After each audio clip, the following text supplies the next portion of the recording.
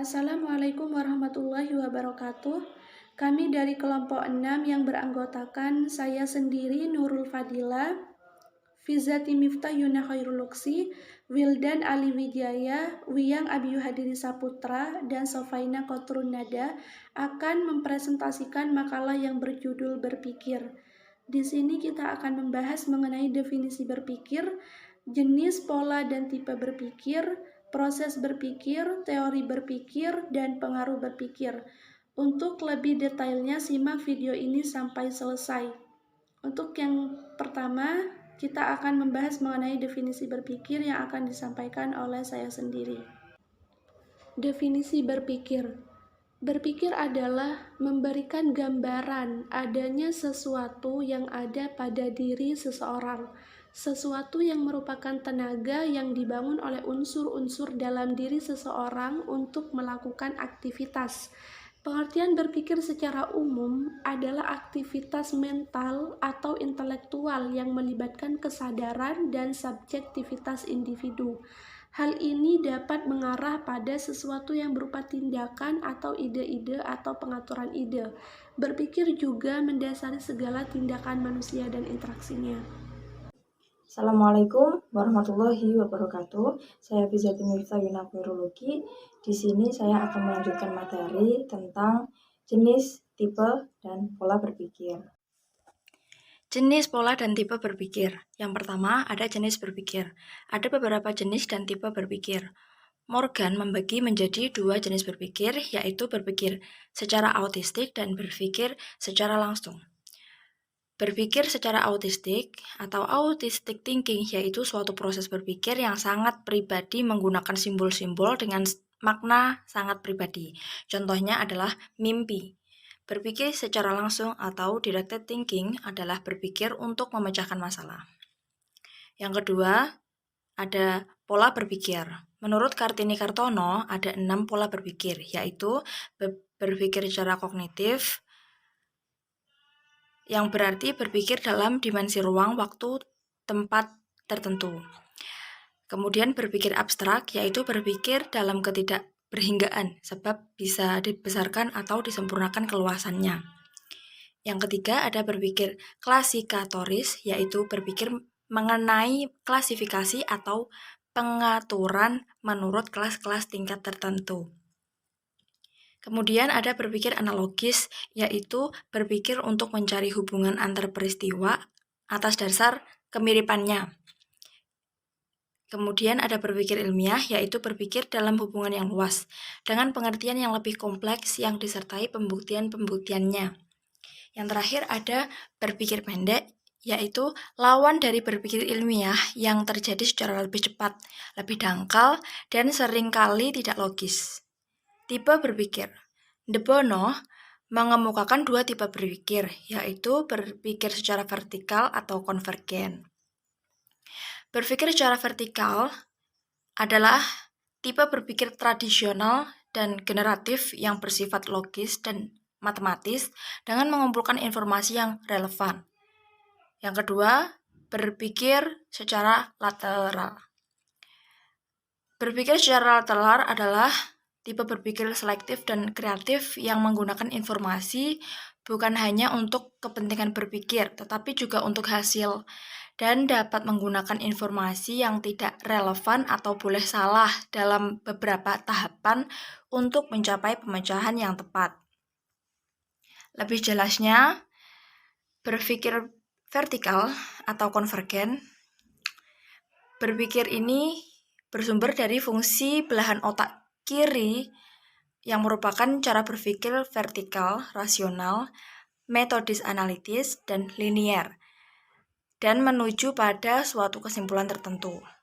Orang dengan kecenderungan berpikir secara konvergen mampu menangkap objek stimulus dengan baik.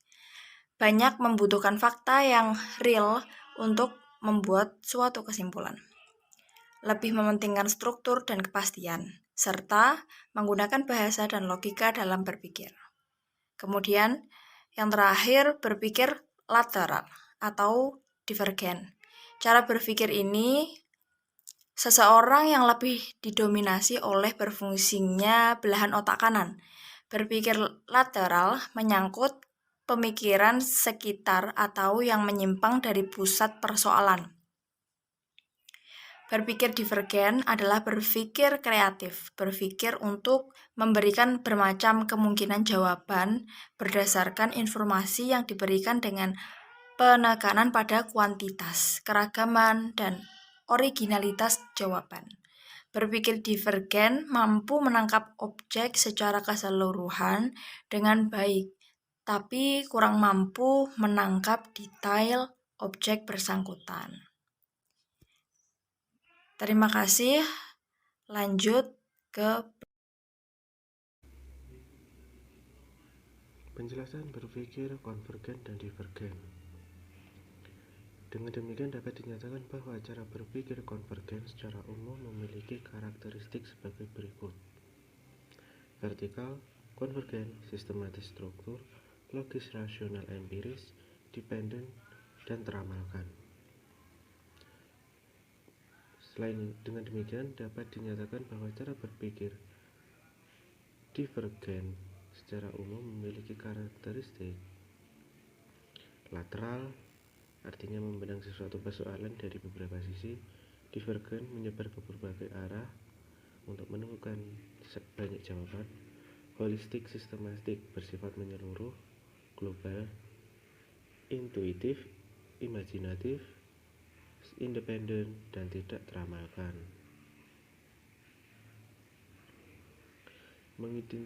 Mengidentifikasi cara berpikir seseorang. Entwistle mengemukakan bahwa setiap orang mempunyai pemahaman yang berbeda dalam proses klasifikasi sebagai style of conceptualization, dan juga dalam setiap orientasi terdapat beberapa persamaan dan perbedaan sebagai breadth of categorization. Karena perbedaan dalam merespon suatu hal menyebabkan individu berbeda dalam proses kognisinya. Ada 3 model dalam cara berpikir seseorang menurut Entwistle. Yang pertama adalah deskriptif, itu pengelompokan berdasarkan ciri-ciri yang teramati secara real. Orang dengan model seperti ini cenderung memiliki cara berpikir yang konvergen. Yang kedua adalah analistik, yaitu pengelompokan berdasarkan ciri-ciri abstrak dari objek yang diamati seperti fungsi dan kedudukannya. Orang dengan cara berpikir seperti ini cenderung memiliki cara berpikir yang moderat. Yang ketiga, rasional tematik, yaitu pengelompokan berdasarkan hubungan fungsional antar objek. Orang dengan cara berpikir seperti ini memiliki kecenderungan berpikir divergen. Pendapat berbeda dikemukakan oleh Good and Brophy, yang dimana mereka mengutip pendapat Siegel dan Koch yang menyatakan bahwa cara berpikir seseorang itu diidentifikasi dari dimensi-dimensi yang terliput di dalamnya, antara lain: 1. Perhatian terhadap ciri umum dari dorongan versus detail. Yang kedua, perbedaan stimuli ke dalam kategori besar dan kecil. Yang ketiga, kecenderungan mengelompokkan unsur-unsur karakteristik yang telah teramati versus kesamaan fungsi atau waktu dan tempat versus atribut abstrak yang dimiliki. Yang keempat, berperilaku cepat, impulsif versus lambat, seksama dalam menghadapi masalah. Yang kelima, berpikir intuitif, induktif versus logik, dan deduktif. 6.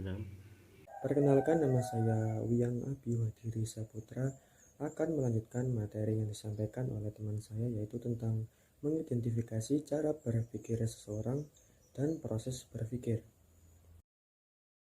Mengidentifikasi cara berpikir seseorang dengan karakteristik bagaimana cara berpikir konvergen dan divergen berdasarkan fungsi belahan otak, dan proses pengidentifikasiannya dapat disimpulkan untuk mengetahui cara berpikir seseorang dapat dilihat dari tiap dimensi yang telah dikemukakan menjadi acuan dari proses kognisi ketika seseorang menerima dan mengolah informasi dan bagaimana merespon stimuli.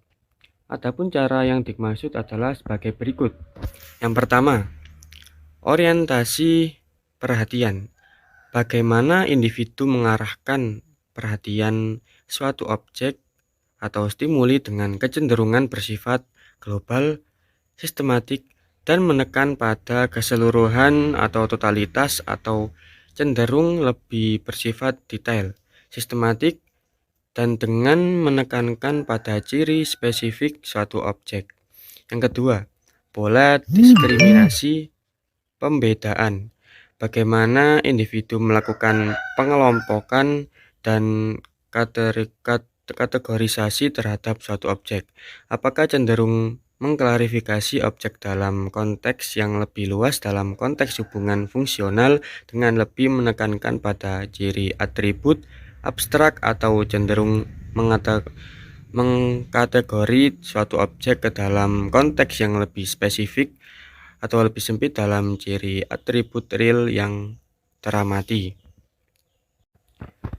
Yang ketiga, pola atau arah proses pemecahan masalah. Bagaimana seseorang melakukan proses pemecahan suatu masalah?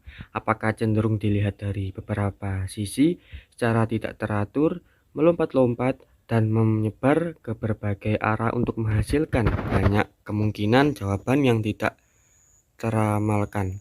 Ataukah cenderung hanya dilihat dari satu sisi, secara bertahap dalam urutan tertentu, dan terfokus pada satu jawaban yang dinilainya paling tepat? Yang keempat yaitu fleksibilitas atau ketentuan ide atau gagasan. Bagaimana seseorang melihat suatu persoalan, apakah cenderung tidak selalu terikat pada struktur yang ada, mempunyai kebebasan dalam melihat suatu persoalan, ataukah cenderung terikat pada struktur tertentu sehingga tidak mempunyai kebebasan untuk melihat suatu persoalan. Materi selanjutnya adalah proses berpikir. Dalam menghadapi suatu persoalan atau tugas, proses berpikir menggunakan dua tipe berpikir yaitu konvergen dan divergen. Yaitu dari divergen adalah menghasilkan kemungkinan putusan jawaban sebanyak mungkin. Sedangkan fungsi dari konvergen adalah untuk memberikan pertimbangan yang kritis analitis terhadap hasil dari proses berpikir divergen agar mencapai kebenaran.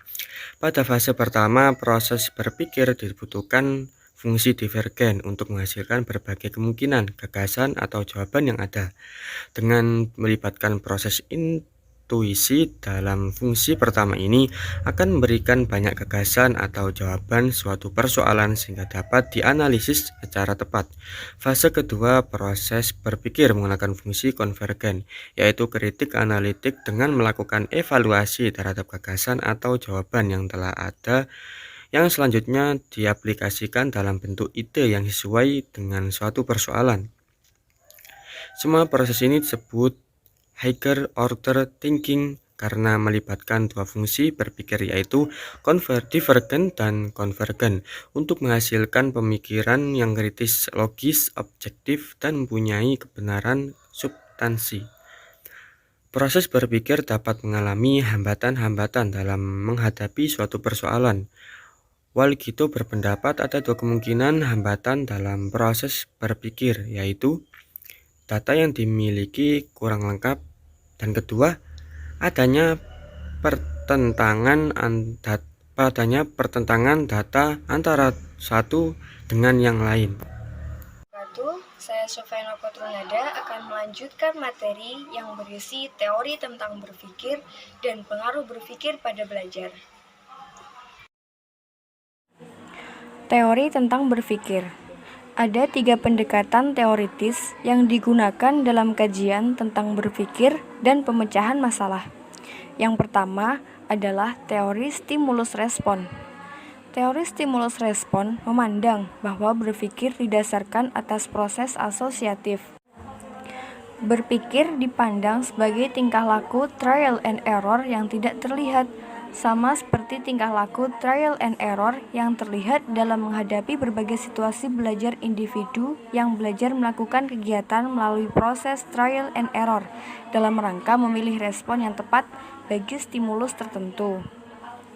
Yang kedua, ada teori Gestalt. Teori psikolog Gestalt mendekati persoalan berpikir dan pemecahan masalah dari pandangan bagaimana individu menentukan dunianya. Berpikir dipandang sebagai mengorganisasikan persepsi, yaitu proses di mana seseorang menangkap pola-pola keseluruhan dari stimuli atau makna dari bagian-bagian stimuli dalam pola keseluruhan dengan berbagai cara. Berpikir dengan demikian adalah sebuah proses perseptual kognitif. Dan yang ketiga, ada pendekatan pemrosesan informasi. Pendekatan pemrosesan informasi adalah upaya memformulasikan bentuk flowchart atau urutan kejadian dengan penggunaan format dari program komputer. Suatu program komputer terdiri dari rangkaian langkah-langkah atau beberapa kaidah yang menguraikan apa-apa yang diperbuat komputer. Bagaimanapun juga, manusia jauh lebih baik daripada komputer. Implikasinya adalah pendekatan pemrosesan informasi terhadap tingkah laku adalah sebuah program yang dapat menstimulasikan proses-proses psikologis digunakan sebagai model yang sangat abstrak dalam berpikir dan memecahkan masalah. Pengaruh berpikir pada proses pembelajaran. Menurut Sujana, pengertian hasil belajar atau achievement merupakan realisasi atau pemekaran dari kapasitas yang dimiliki seseorang. Hasil belajar yang dimiliki seseorang bisa ditinjau dari tingkah lakunya. Sedangkan menurut Bloom, yang secara garis besar membagi klasifikasi hasil belajar menjadi 3 ranah, yakni ranah kognitif, ranah efektif, dan ranah psikomotoris. Ranah kognitif berkenaan dengan hasil belajar intelektual yang terdiri dari 6 aspek, yaitu pengetahuan dan ingatan, pemahaman, aplikasi, analisis, sintesis, dan evaluasi. Kedua aspek pertama tersebut kognitif tingkat rendah, dan keempat aspek berikutnya termasuk kognitif tingkat tinggi. Yang kedua, ranah efektif, yang mencakup perilaku yang terdiri dari 5 jenis, yaitu penerimaan, jawaban, penilaian, organisasi, dan internalisasi. Yang ketiga adalah ranah psikomotoris berkenaan dengan hasil belajar keterampilan dan kemampuan bertindak. Pengaruh kemampuan berpikir kritis terhadap hasil belajar dilihat dari nilai dan kemampuannya dalam memecahkan masalah-masalah dalam mata pelajaran yang dipelajari oleh siswa. Kemampuan berpikir berpengaruh positif terhadap pengetahuan seseorang. Artinya, semakin tinggi kemampuan berpikir matematis, maka semakin positif pula pengetahuan seseorang tersebut. Sedangkan rendahnya kemampuan berpikir menunjukkan bahwa dalam pembelajaran yang mengutamakan perubahan ke arah keterampilan yang lebih terarah dengan dukungan kemampuan berpikir secara terencana dengan baik. Sekian presentasi dari kelompok kami. Apabila ada salah dalam penyampaian atau perkataan, kami mohon maaf yang sebesar-besarnya. Terima kasih. Wabillahi taufiq wal hidayah. Wassalamualaikum warahmatullahi wabarakatuh.